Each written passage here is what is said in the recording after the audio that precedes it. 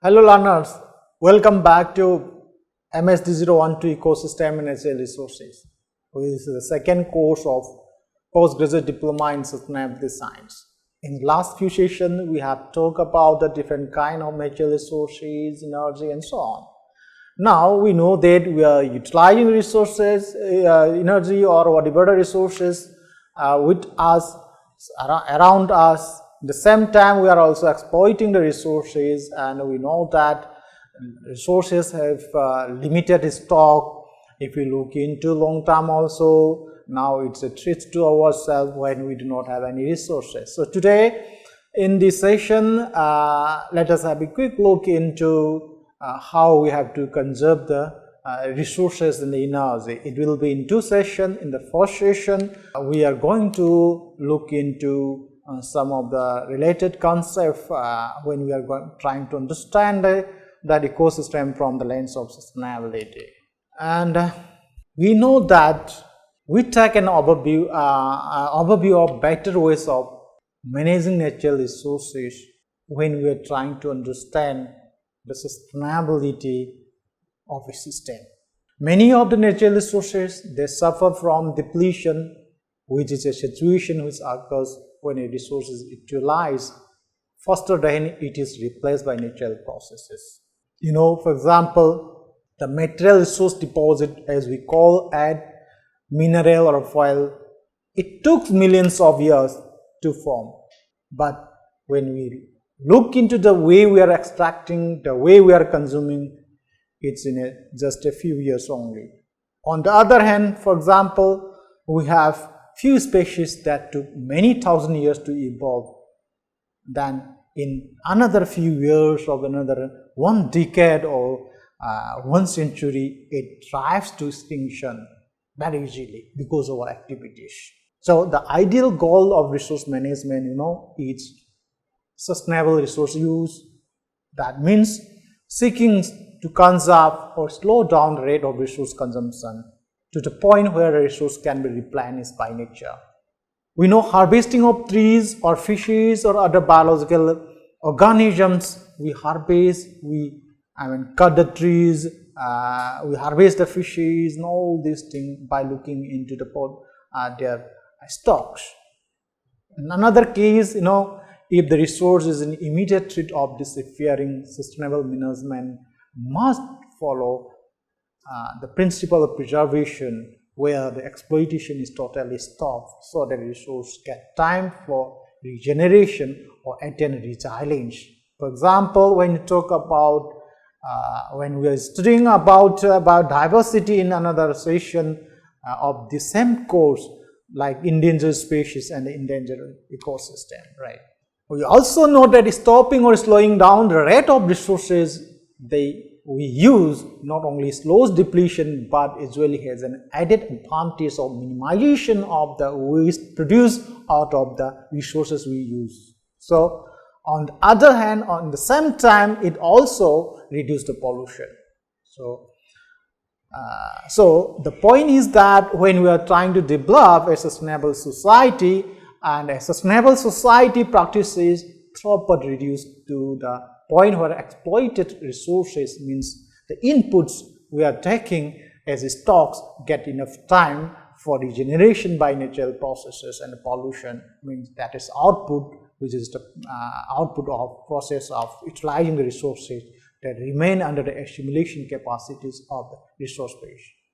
However, if you look into the conventional ways of resource management, then that is very difficult to achieve this goal of sustainable use, as they are more influenced by the short-term benefit of society, economic and political gains that emphasize more looking towards rapid exploitation of resources. So today's session, we need to understand that when we are trying to look into a process of sustainable or conservation of resources, first we need to understand and aware about some of the environmental perspective of laws of energy and matter in different systems like biological system, and how resource depletion is happening and what are the conservation of resources. When we talk about, before looking into how we have to look into the conservation of energy in the resources, first we need to look into what are the environment perspective of the natural laws of energy and matter. When we talk about the energy, we know that we have first law of energy or first law of thermodynamics, as we call it as a law of conservation of energy. There it talks about, it talks that there is no way in which one can get more energy out of a system than the input energy. Since, this first law of energy or first law of thermodynamics says that energy quantity, the input energy equals to output energy. There is no loss of energy. Similarly, that is exactly what the first law of energy is saying, that energy never lost.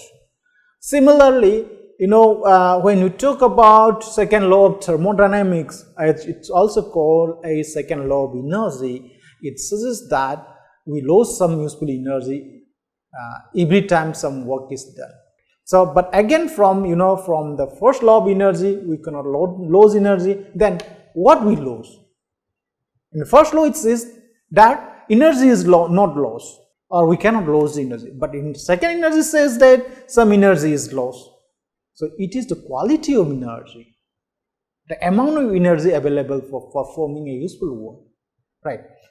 For example, when fuel oil is burned in a machine, it is partly converted into mechanical energy, then into electrical energy, into light energy, and chemical energy of the exhaust emission extra. But a major part that is converted into heat energy gets lost into the atmosphere and remains of no use. From this example, we understand how second law and first law explain it. Again, in another example, in an engine, you will see only about 10% of the high quality of energy of fuel oil gets converted into mechanical energy and electrical energy. Only 5% of this electrical energy lights the bulb. There is 90% in first step and 90% in second step are low quality heat energy into the environment. So thus, when energy is changed from one form to another, some of the useful energy is always degraded to lower quality. So more dispersed and less useful energy being lost in the form of heat given off at a relatively low temperature to the surrounding environment. So the more we use, the more low grade energy we add to the environment, and we can never recycle or reuse that higher quality of energy to perform useful work. So we can heat air or water to bear high quality energy, but at the cost of more high quality energy, right? So again, when you talk about the matter also, if you look into some of the laws related to matter, say for example, according to law of conservation of matter, it says that under ordinary circumstances, matter is neither created nor destroyed, except nuclear reaction, but it recycles endlessly. Matter is transformed and combined in different ways, may get dispersed and go somewhere, but it doesn't disappear. As we use more resources to produce more disposable goods, we end up converting high quality matter into low quality matter. So high quality matter is generally more organized, concentrated, usually found near earth's surface, and has great potential for use. But when you talk about when low quality energy, it is disorganized, diluted, and often found deep underground or dispersed in the ocean or in the atmosphere, and usually has little potential for use. Like when you talk about the foils, metals, drinking water, etc., they are high quality matters, and the ore, pollutants, impure foils, impure water, they are low quality matters. So the useful goods that we produce gradually become low quality matter, that quality matter depending upon its durability. Then again, for example, when you talk about the foils, right? Once it used, gets converted into low quality matter. When we deal with disposal or treatment of waste, we again use more high quality matter. Again, the low quality matter that's generated has to go somewhere, right? Like some of the persistent pesticide and toxic metals have the tendency to form the cycle of poison when introduced to put them through polluted habitat. Thus, when you talk about a pesticide, say dichlorodimethyl chloride, that is DDT, that band at some place diverted to other, that reaches everywhere as residues even across ocean and to fall out from air masses. So nowhere we can get rid of our misdeeds, the result return back to us in one form or other. As the quality of a matter depends on its usability, recognizing the utilities potential of those resources, the harnessing may reduce the amount of low quality matter generation. Then, when you look at the law of those energy in matter in a biological system that govern in nature, less than we know about 10% law of energy and so on, right? That we have all this study in here when we study the trophic chain and the food chain system, right? So in that, less than 1% of solar energy is trapped in the process of photosynthesis by the plants. The food that goes to the consumer is only a part of total photosynthesis, and again only around 10% of the total intake as food gets assimilated by the consumer. And at last, during the process of conversion of molecule, that muscular energy into mechanical energy, a great amount of energy gets lost. The uniqueness of biological system governs in nature, that is, the energy input is perpetual, means the perpetual energy, what is that perpetual energy? That is solar energy, and they need the chemical elements not in very concentrated form. So autotrophs are simply the natural instrument for trapping the perpetual flow of energy. In the same time, we know that about these laws, and we use all these resources in one or other form, and from utilization in some resource we utilize in some other way when it is beyond the utilization, that calls exploitation. And in that way, that resource depletion is happening as we are dead. So all out of those two basic inputs, what we are talking about, matter and energy in the environment, right? In that, you will find out that matter constantly cycle, right? Where when talk about the energy resources, they primarily has a unidirectional flow. That is why the reason why matter energy are depleted differently.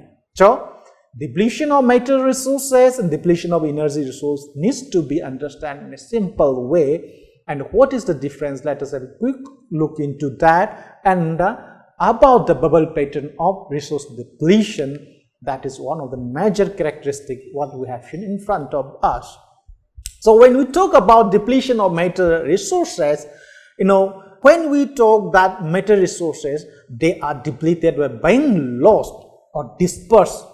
For example, ore deposits are actually concentrated deposits of minerals that are normally found in more diluted form in the earth crust. When the ores are mined out and processed into pure metal and then to different products, the atoms may be eventually dispersed due to wear and tear or lost to the further human use when the products are disposed of in a landfill or elsewhere. Similarly, when you talk about the rapid erosion of soil, that is not because of the nutrients, minerals in the soil, they are also destroyed, but that is because the soil is dispersed ultimately in the soil, right?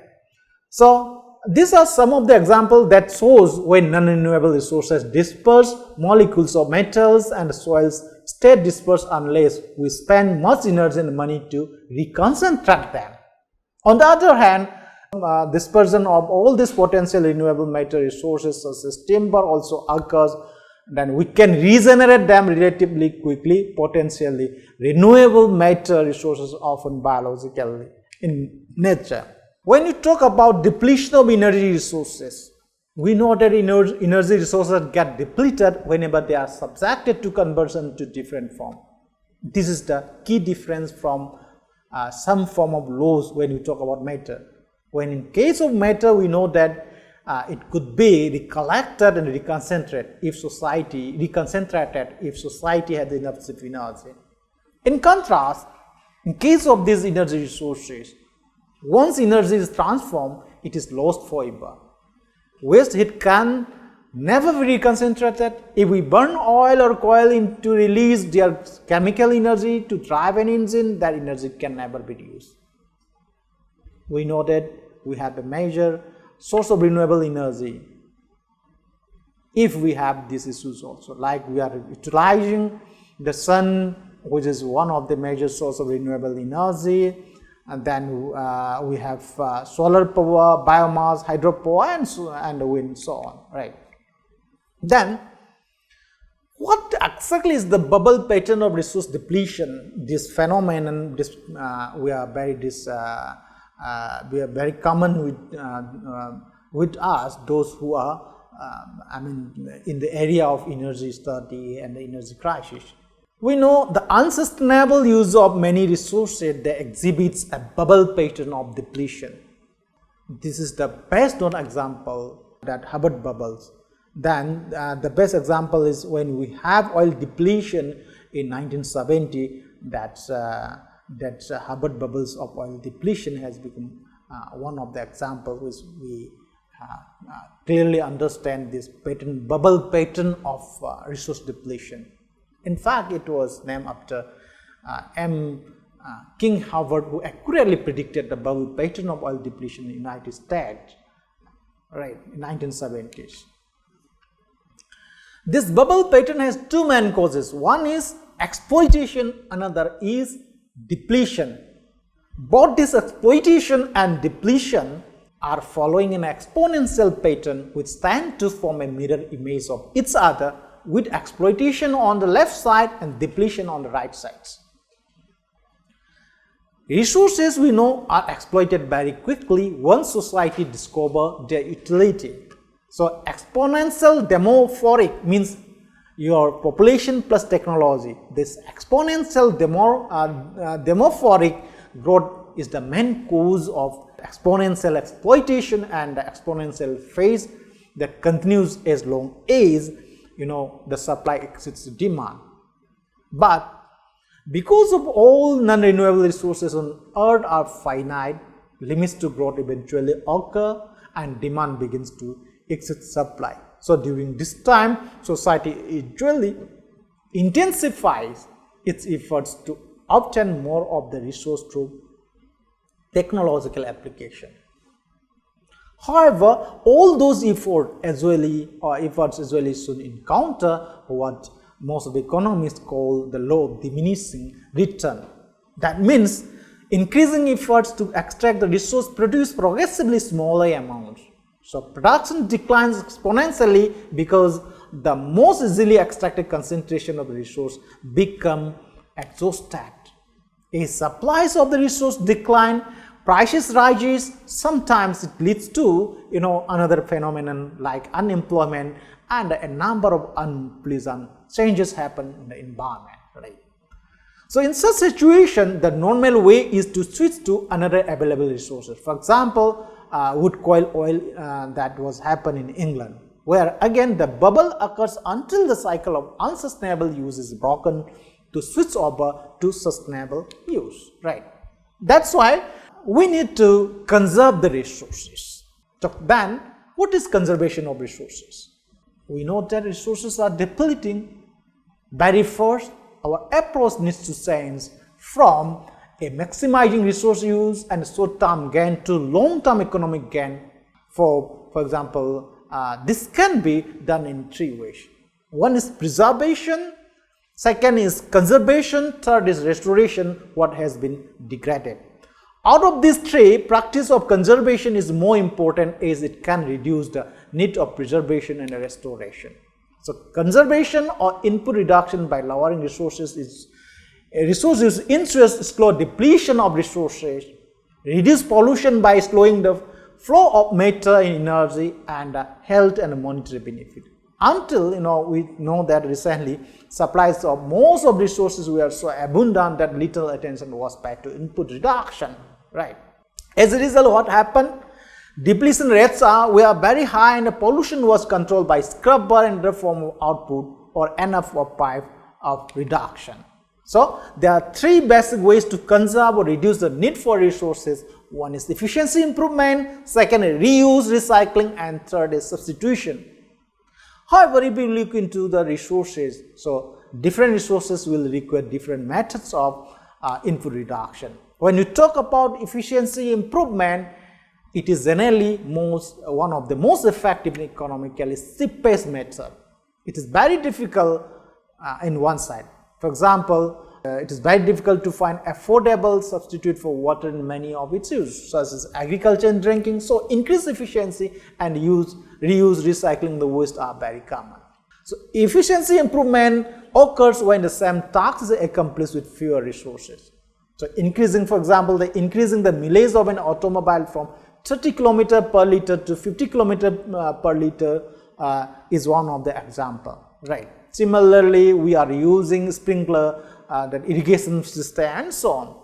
Then second, the reuse recycling. When we talk about reuse, it occurs when the same resource is used again. For example, the soda bottle, they may be remelted to make the new bottles or other glass containers. Like improve efficiency, that reuse recycling reduces the depletion of resources and pollution from the resources extraction and use. So here in reuse recycling is very useful in reducing solid waste, which is very important because landfills are being permanently closed at the rate about 2 per day because of this waste. So another important process is pre-cycling, which is the reduction of packaging material by manufacturer. It has become one of the more important methods. Like for example, we can use concentrated foods that can be packed in smaller container. So recycling is not exactly recycling, but it's conservation by increased efficiency. So the same task is accomplished, but fewer resources are used, right? A simplified recycling schemes, if you look into how we have to recycle that, started with virgin resources, which are the original natural resources that is being extracted. About extractions such as mining, processing, during product manufacture, they usually create pollution, that we know. So the recycling loop, when we talk about the recycling loop, it begins before the purchased product is discarded. The discard is reprocessed into the same or perhaps another product is produced. As long as the discard is being used in the place of virgin resources, recycling occurs. So recycling loop is closed when someone buys a product containing recycled material. So this slows depletion of virgin resources and reduces pollution in two basic ways. Obviously, it reduces amount of solid waste that would have been discarded into landfill, incinerators and other means of disposal.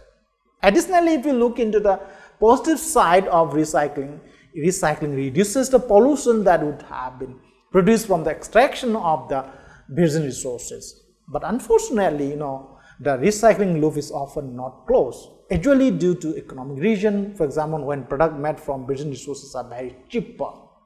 So if the cost of product made from the virgin resources were increased to reflect their true cost to the environment, the price differential would disappear and the loop could be closed. Then the third one is substitution. Substitution helps to reduce both depletion and pollution problem.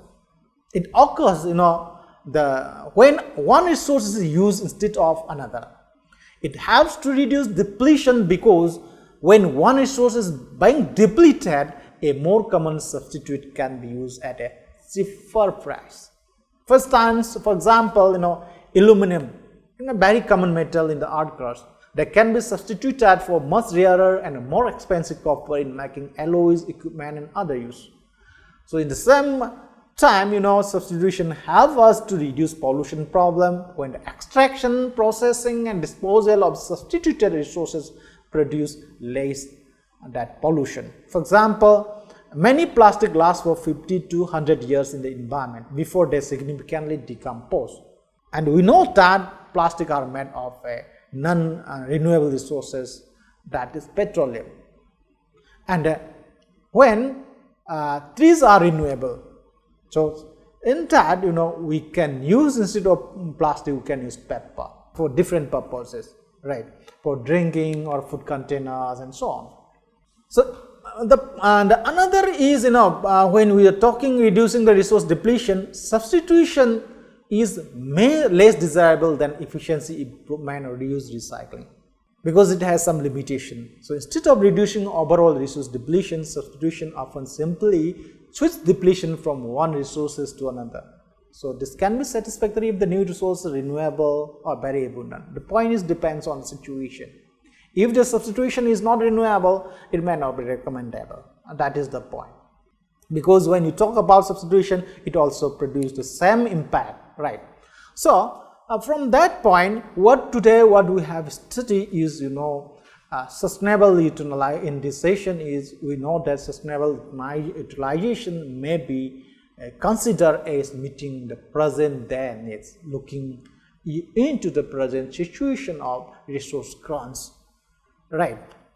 Since in every process, when we talk about resource production, resource extraction, every process we produce that produce some waste, but in two forms, either in matter or in energy.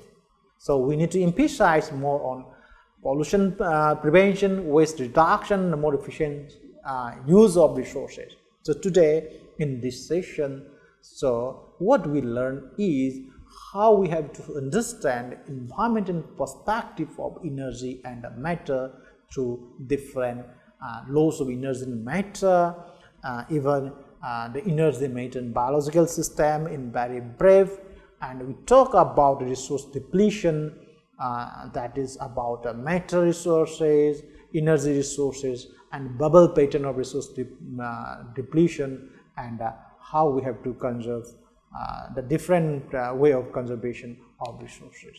So with this, thank you very much. Let us enjoy the new way of learning. Thank you.